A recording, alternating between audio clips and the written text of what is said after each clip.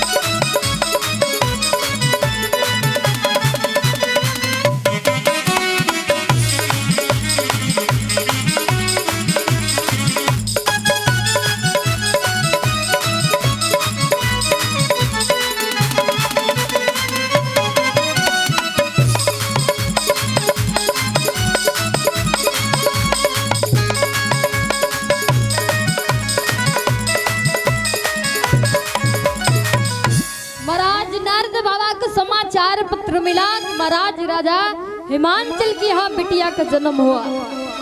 फौरन नारद बाबा का आगमन हो गया और जब नारद जी आए, पर्वतराज राजा हिमांचल ने बड़ा स्वागत सम्मान किया, जलपान कराया, भोजन पान कराया। उसके बाद में महाराज राजा हिमांचल जी अपनी बिटिया को लेकर के नारद बाबा के पास आए। और जब नारद बाबा के पास में आए, कहा महाराज, क्योंकि पर्वतराज राजा हिमांचल जी को पता है नारद जी को एक ज्ञान बहुत अच्छा है कि नारद जी हस्तरेखा बहुत अच्छी देखते हैं। नारद जी हस्तरेखा बहुत अच्छी देखते हैं और नारद जी जैसे कोई आज तक ज्योतिषी नहीं हुए महाराज, बहुत अच्छे ज्योतिषी नारद बाबा। तो नारद जी जैसे आए, पर्वतराज राजा हिमांचल अपनी बिटिया को ले जाकर के नारद बाबा की गोद में दे दिया। प्रभु, आप मेरी बिटिया का नामकरण संस्कार करें, आप मेरी बिटिया का नामकरण संस्कार करिए, बिटिया का नाम रखिए महाराज।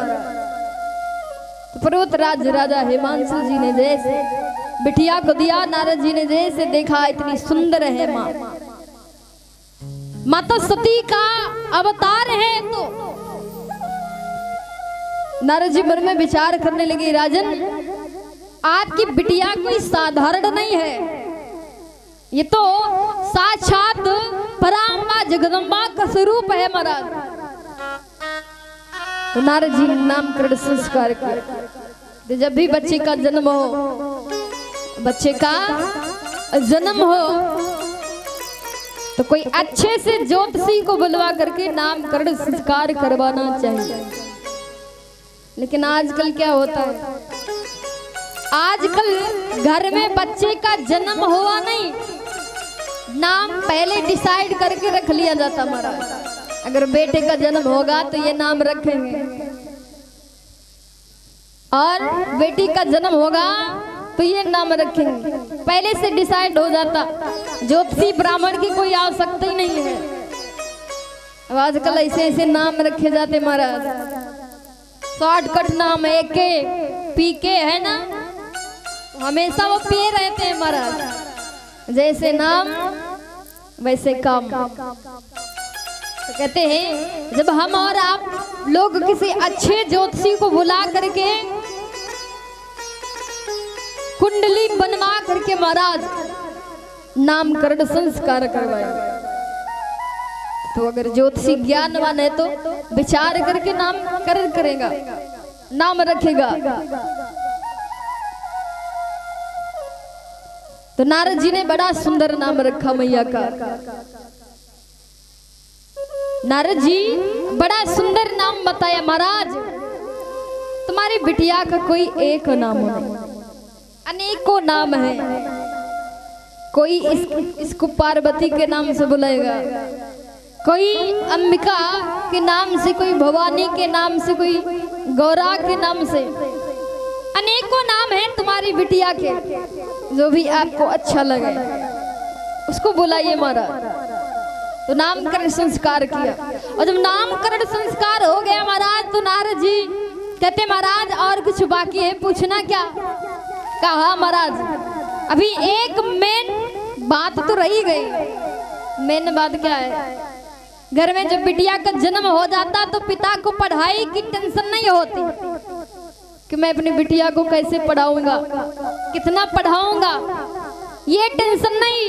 और जिस दिन से बिटिया का जन्म हो जाता है एक टेंशन लग जाती, मैं अपनी बिटिया का विवाह कैसे करूंगा, कैसे वर के साथ में।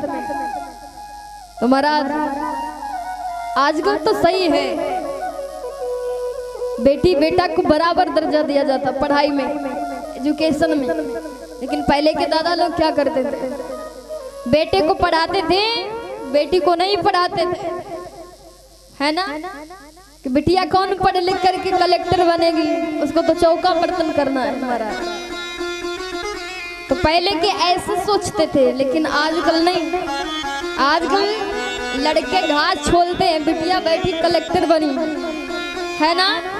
समय बदल रहा है, तो अपनी बिटिया को जरूर पढ़ाएं। ये टेंशन ना ले कि मैं अपनी बिटिया का विवाह, अगर आपकी बिटिया पढ़ी नहीं है, लिखी नहीं है, अपने पैरों पे नहीं डिपेंड है, तो महाराज आप विवाह करेंगे जिनके घर पे, वो बिटिया आपकी उनके ऊपर निर्भर रहेगी। जैसा वो करेंगे वैसे ही रहेगी महाराज। खाना मिले ना मिले फिर भी बसर करना पड़ेगा, अच्छे कपड़े मिले ना मिले फिर भी रहना पड़ेगा। दो चार अगर शब्द भी सुना रहे हैं तो सुनना पड़ेगा, क्योंकि हम किसी लायक नहीं हैं। तो क्यों ना अपनी बिटिया को शादी करने से पहले पढ़ाओ लिखाओ, उसको अपने पैरों पे खड़ा करो। जब आपकी बिटिया स्वयं अपने पैरों पे खड़ी होगी तो किसी की औकात नहीं कि दो शब्द बोल दे महाराज। तो इसलिए पढ़ाई की भी चिंता होनी चाहिए, विवाह की तो विवाह तो होगा ही। जहां जैसे पारब्रह्म परमात्मा ने लिखा, तो नारद बाबा से पर्वतराज राजा हिमांचल जी कहते हैं महाराज आप मेरी बिटिया की हस्तरेखा देख करके बताइए कि मेरी बिटिया का होने वाला पति कौन होगा, कैसा होगा, और मेरी बिटिया में क्या गुण है, क्या अवगुण है, ये सब आप मुझे बताइए। तो नारद बाबा फिर हस्तरेखा देखने लगे। जब हस्तरेखा को देखा तो हस्तरेखा में लिखा क्या है? शैल सुलक्षण सुता तुम्हारी, शैल सुलक्षण सुता तुम्हारी।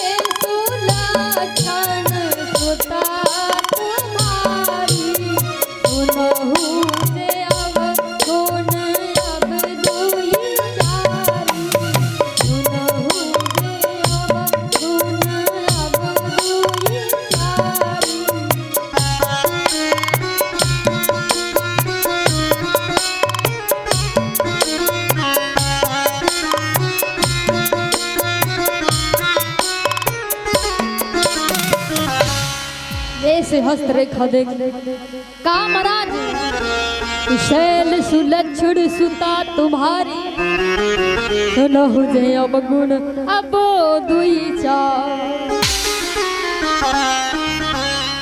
वैसे तो तुम्हारी बिटिया सर्व संपन्न लक्षणों वाली, बड़े अच्छे लक्षणों वाली, विचारों वाली, लेकिन सुनहु जे अवगुण अब दुई चारी। संसार में व्यक्ति है, ए टू जेड कोई भी व्यक्ति है महाराज, वो सर्वगुण संपन्न नहीं, क्योंकि ब्रह्मा जी ने इस सृष्टि की रचना ही गुण अवगुणों में की है। जिसके अंदर गुण है उसके अंदर कोई ना कोई अवगुण जरूर होगा। ये नहीं कि वो सर्वगुण संपन्न है, यहाँ तक के ब्रह्मा जी भी जिन्होंने सृष्टि की रचना की है वो भी सर्वगुण संपन्न नहीं है। ब्रह्मा जी के अंदर भी अवगुण है। तो महाराज वैसे तो अच्छे लक्षणों वाली तुम्हारी बिटिया है, लेकिन किंतु हालांकि परंतु चूकी लग जाए समझ लो गड़बड़ है महाराज। अब गड़बड़ क्या है? लेकिन क्या महाराज? तो गा सुनो, तुम्हारी बिटिया तो सर्वगुण संपन्न है, लेकिन जो तुम्हारी बिटिया का होने वाला पति है, वर है, दूल्हा है, वो कैसा होगा?